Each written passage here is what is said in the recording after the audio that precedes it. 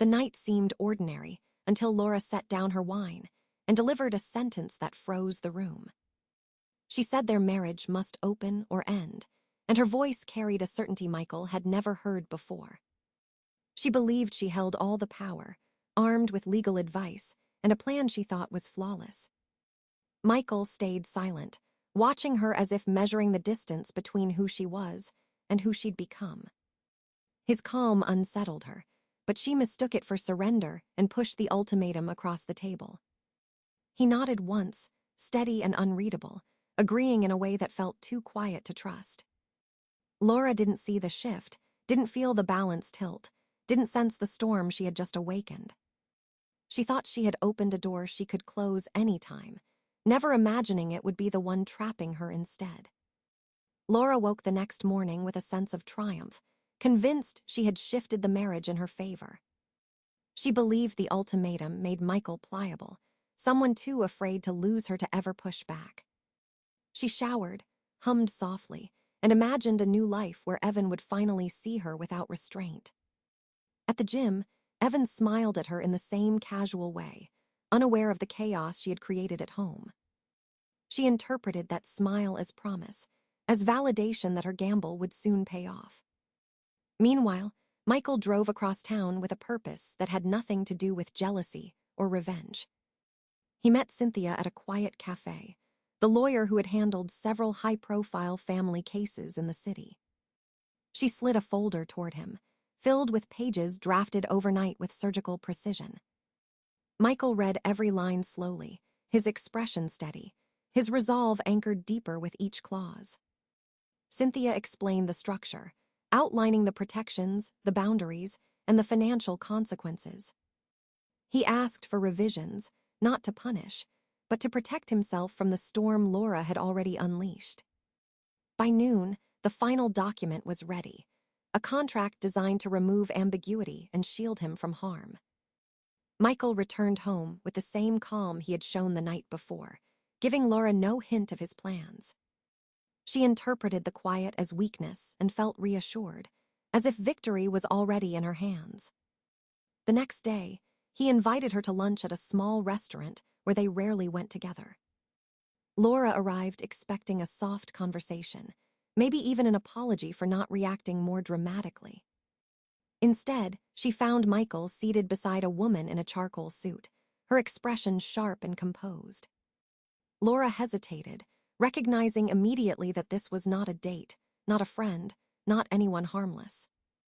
Michael introduced Cynthia with the kind of courtesy that felt almost ceremonial and deeply unsettling. Cynthia opened the folder, her voice calm, her tone strictly professional as she presented the contract. Laura blinked, unsure whether she should laugh, argue, or demand an explanation she might regret hearing. Cynthia detailed each clause with precision, describing expectations, reporting requirements, and consequences. Laura felt the air thicken as the reality of her own choices folded back onto her. She read the terms, her pulse quickening as she recognized how much control she had casually surrendered. The clause about unilateral divorce hit hardest, stripping away the alimony she assumed she could claim. She looked up at Michael, searching for softness, but found only the calm of someone prepared. Her pride trapped her, refusing to show fear, refusing to admit she had miscalculated everything. She signed slowly, her hand trembling just enough to betray what she tried to hide. Michael thanked Cynthia, closed the folder, and stood up with the quiet authority she had overlooked for years. Laura sat frozen, realizing the door she had forced open was no longer hers to close. Laura tried to hide her discomfort the first week, convincing herself the contract was only symbolic. She told friends she and Michael were evolving, though her voice carried more bravado than belief. Late at night, she scrolled through messages from Evan, hoping he would show interest beyond flirtation. His replies were short, vague, and always timed between his clients' sessions at the gym. She hinted at new freedom, expecting excitement, but he only sent a winking emoji and nothing more. The realization settled in slowly. Evan enjoyed attention, not responsibility, not complications. Still, Laura pushed forward, determined not to look foolish after everything she had risked. She downloaded dating apps, picking photos with careful angles and filters to soften 44 years. The first match opened with a comment about her being married, then asked for discreet hotel arrangements. The second, unmatched, her the moment she explained the rules of ethical non-monogamy. A younger man chatted enthusiastically, but disappeared when she wouldn't meet past midnight. Another asked if her husband watched, then blocked her when she confronted him. Each interaction felt like a door slamming, stripping away the fantasies she had clung to. Meanwhile, Michael moved through the new arrangement with unsettling steadiness and quiet dignity. He updated his appearance subtly, choosing shirts that fit better and cologne he rarely used before. On the platform he joined, the conversations felt surprisingly respectful and structured. He met Sophie after several thoughtful exchanges about boundaries, work, and mutual expectations. Their first meeting was simple, held at a cafe filled with warm light and soft music. Michael listened more than he spoke, surprised by how naturally the conversation unfolded between them. Sophie was direct, kind, and emotionally mature in a way that eased every worry he carried. They agreed on companionship rather than romance, valuing clarity over games or hidden motives. Laura noticed the shift immediately, though Michael never flaunted anything or sought to provoke her. He seemed lighter, more composed, less reactive to her moods and sharp remarks.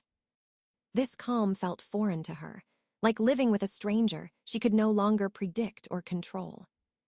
One evening, Laura attempted to revive her connection with Evan in a final effort to justify her choices. She waited near the weight racks, hoping he would notice her new outfit and carefully painted smile. Instead, he chatted freely about vacation plans with his wife, barely acknowledging Laura's presence. He left the gym without a backward glance, leaving her hands cold and her stomach tight. Driving home, she rehearsed excuses for why things weren't working as fast as she expected. But the truth pressed harder with every mile. The world she assumed would embrace her had no place for her. Michael came home later that night, smelling faintly of the cafe where he had met Sophie again. He greeted her warmly, but without effort, the way one greets someone familiar yet distant. Laura watched him move around the kitchen with ease, feeling a sting she couldn't name. For the first time since the ultimatum, she wondered if she had opened a door that led nowhere but down. Michael's life began to settle into a rhythm Laura hadn't anticipated. He met Sophie twice a week at agreed locations, keeping everything transparent and clear. Their conversations were easy, filled with laughter and honest reflections on work and life. Michael noticed how refreshing it was to engage without tension, without manipulation. Sophie never demanded attention, never tested limits, and never played games. Laura, on the other hand, was stumbling through her encounters with increasing frustration. Her attempts to connect with Evan ended in awkward silences or quick exits.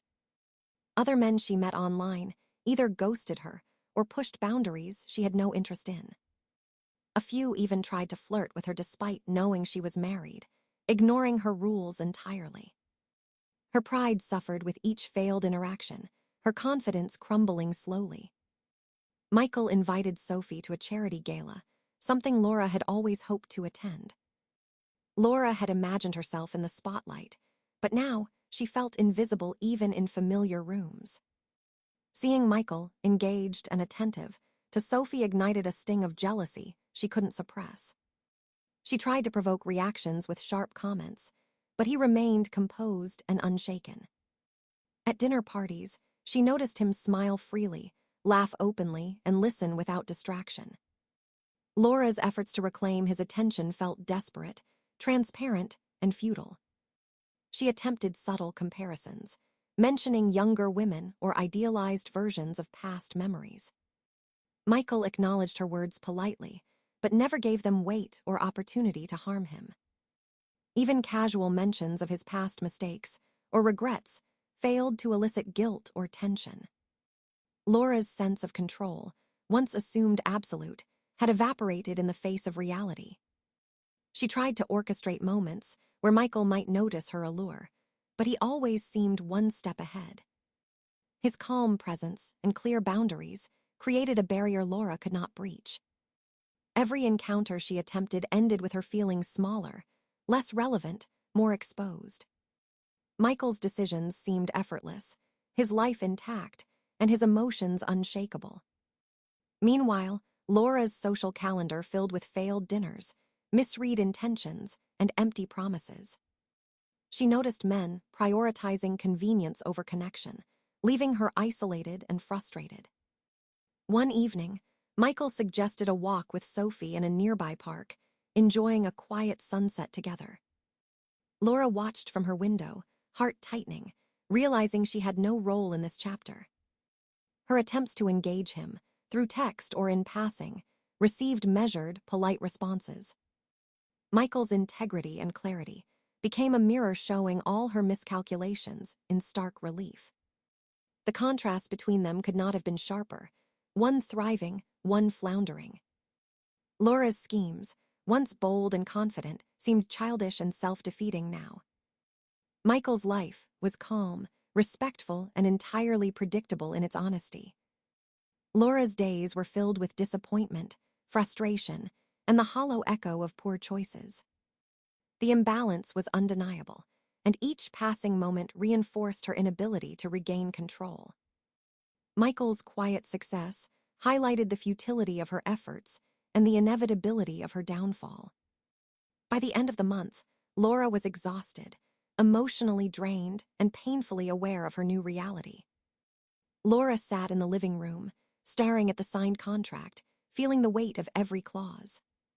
She had thought she could control the situation, bend Michael to her will, and escape unscathed. Now, each failed date and empty conversation echoed in her mind like a warning. One evening, she finally said aloud what she had been thinking for weeks. "I want to close this open marriage. I want things back the way they were." Michael paused, leaning against the kitchen counter, arms crossed, eyes steady. "To close it, we both have to agree," he said calmly. "You can't just decide unilaterally," he added, voice even but firm. Laura felt a jolt of panic, the first real crack in her carefully built confidence. She realized she was trapped by the very document she had demanded and signed. If she pushed further without his consent, her only option was a full divorce. And the terms of the contract left her with little room to maneuver financially. The thought of losing alimony and appearing as the one who had forced the open marriage sank in. Michael continued, "We are bound by what we agreed to. You chose this path." He spoke without anger, without malice, only with a clarity that made her feel powerless. Laura tried to argue, to insist that she had changed her mind and deserved a second chance. Michael listened politely, nodding, but his answer never wavered. "If we do not both agree to close it, then the only path left is divorce," he said firmly. Her stomach tightened. The reality was harsher than any confrontation or imagined scenario. She thought of her friends, advice, her lawyer's warnings, and the choices she had already made. She tried to remind herself of her own cleverness, the plans she had thought would protect her. But each thought returned to the same conclusion. Michael had played by the rules she set. Her confidence faltered as she imagined the courtroom, the judgment, the financial implications. Every past manipulation, every attempt to control him now seemed naive and reckless. She realized she could no longer steer the situation, no matter how much she wanted to. Michael's calm logic was a wall she could not scale, an immovable barrier to her intentions. She tried one last plea, emphasizing her regret, her willingness to make amends. He responded without hesitation, reminding her of the contract, the mutual terms, the fairness. Laura's mind raced, trying to find a loophole, any angle she could exploit to regain control. Each idea fell apart the moment she spoke it aloud, leaving her frustrated and exhausted. She saw clearly that the open marriage, once her tool for freedom, had become her trap. Michael remained composed, unaffected by her pleas, unshaken by her frustration. He had not sought to punish her, only to honor the agreement she had demanded. The power she assumed she held dissolved, as she recognized his steadfast adherence to the rules. Laura sat silently, the full weight of her choices pressing down, her pride eroded. For the first time, she understood that she had created a situation she could not reverse. The path forward was clear but harsh. Accept divorce or remain trapped by her own miscalculation. She swallowed, her mind spinning with the consequences, knowing she had underestimated him completely. Laura refused to accept defeat quietly, though the weight of reality pressed heavily. She tried to turn Michael's mother against him, planting stories of coldness and indifference. Her words fell flat, met with skepticism and silence, rather than outrage or support. Next, she attempted to rekindle intimacy, hoping nostalgia would bend him to her will. Michael responded politely, but distantly, never giving her the reaction she craved. Desperation grew, pushing her to seek information on Sophie, as if dirt could tip the scales. She hired a private investigator, hoping for proof of misbehavior, a crack she could exploit. Days passed. The investigator returned empty-handed, reporting Sophie's life was entirely clean. Laura felt the walls closing in, each failed attempt amplifying her sense of impotence. She checked Evan's social media compulsively, clinging to any sign of his attention. Then came the final blow. Evan publicly shared photos with a 22-year-old girlfriend. The image was carefree, intimate, and undeniable. Laura's heart sank at the confirmation. She realized the fantasy she had pursued was never real, never attainable in any ethical sense. Anger bubbled, but there was no outlet. Michael remained unaffected, calm, resolute. She tried small manipulations, subtle jabs in conversation meant to provoke jealousy. Michael responded with neutral acknowledgement, never anger, never engagement. Even minor attempts to shame or guilt him backfired, highlighting her own desperation. Laura considered legal threats, storming Cynthia's office to challenge the contract. She arrived with a storm in her eyes, a list of grievances she hoped could intimidate. Cynthia remained unflinching, calmly reviewing the evidence and the signed agreements. Every argument Laura raised was met with legal documentation confirming her choices. Laura realized her power had evaporated entirely, leaving her exposed and vulnerable. She tried one last tactic: emotional appeal, tears and pleas for understanding and compromise. Michael listened, serene, nodding her words but never letting them influence his decisions. Her attempts to manipulate sympathy were met with quiet rationality and fairness. Even her friends began noticing the change, whispering about her lost control and pride. Laura's social interactions became a series of failed attempts to reclaim relevance. She could not provoke, charm, or coerce Michael into bending to her will. Every strategy she had relied on crumbled under his calm adherence to the contract. The world she had imagined, filled with freedom, choice, and new love, was a mirage. She faced the undeniable truth that her decisions had led to this humiliation. Even small victories eluded her. Every interaction reinforced her isolation and failure. Michael's life moved forward, structured, respectful, full of quiet success and balance. Laura was left scrambling, each day heavier, each plan less plausible than the last. The final realization hit her like cold water. The man she tried to control was untouchable. Her schemes, her pride, her fantasies, all had collided with reality and failed completely. She left Cynthia's office that day knowing there was no path left but acceptance. Her world had narrowed to stark consequences, her own misjudgments starkly visible. Michael's calm, steady life became a mirror, reflecting every flaw in her choices. Laura understood at last that control had been an illusion, and she had nothing left to grasp.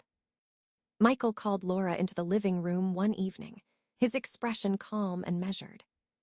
He had spent weeks considering the final step, weighing fairness against closure and peace. Laura entered with caution, uncertain if another confrontation would end in anger or defeat.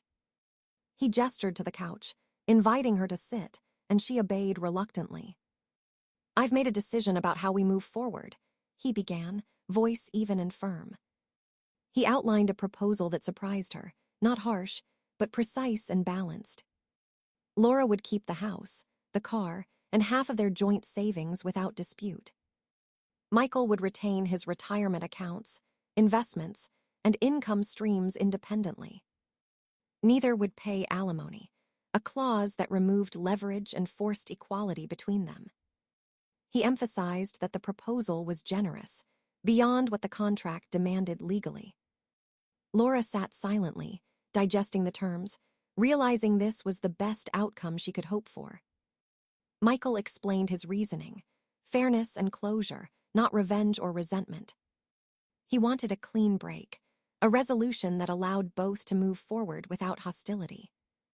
Laura's mind raced, comparing this offer to the losses she had endured in the open marriage.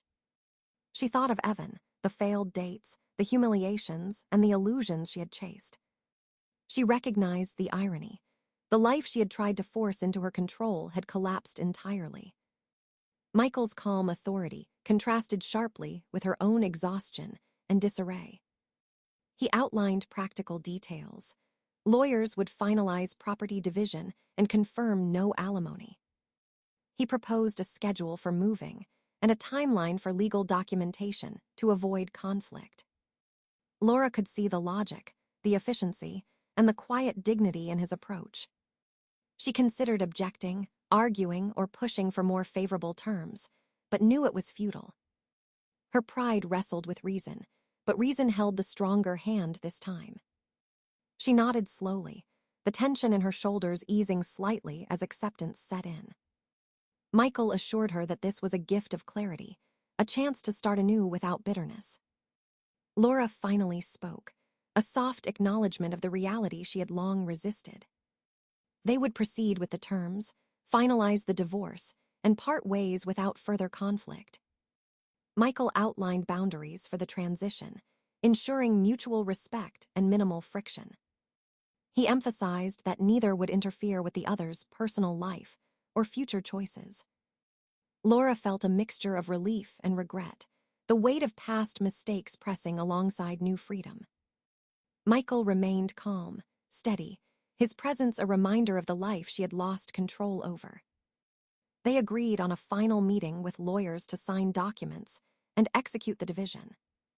Laura left the room, contemplative, understanding that the closure was final and equitable. The following weeks moved smoothly. Lawyers confirmed agreements, and dates were set. Laura retained what she needed, but faced the consequences of her choices squarely. Michael transitioned into his new home, free of tension, moving forward with quiet confidence. The settlement allowed both to start over, but the clarity favored fairness and reality. Laura reflected on the generosity and precision of Michael's offer, acknowledging its wisdom. He had not sought revenge. He had simply enforced fairness with calm precision and dignity. By the time the divorce was finalized, both had accepted the outcome, each stepping into new chapters. Michael walked away with peace, and Laura faced her life with the lessons of her decisions clear. The open marriage had ended not with conflict, but with closure, fairness, and an unshakable truth. Michael had offered the gift of equality, and Laura had no choice but to accept it fully. 3 months later, the divorce was finalized, and Michael moved into a quiet, modern condo. He felt a sense of peace, free from the tension and manipulation that had marked the past years. Sophie and he parted amicably. Their companionship ended on respectful and friendly terms. Laura faced financial challenges, adjusting to life alone while navigating new routines and choices. She began dating again, learning slowly the consequences of the decisions she had made. Michael met Caroline, a mature and thoughtful woman who understood his past and respected his boundaries. Their relationship grew steadily, built on trust, honesty, and shared understanding of life's complexities. Michael reflected on the past, realizing he had never sought revenge or triumph over Laura. Her failures were not his doing, but the result of her own miscalculations and inability to foresee reality. He moved forward with clarity, embracing new beginnings without lingering bitterness or regret. Laura, meanwhile, learned the hard way that freedom without foresight carried its own heavy price. Michael's calm life stood as proof that value, boundaries, and self-respect could withstand challenges. In the end, he achieved quiet contentment, understanding that the past had shaped him, not defined him. The open door Laura had demanded showed her the truth she could not escape, leaving lessons and closure.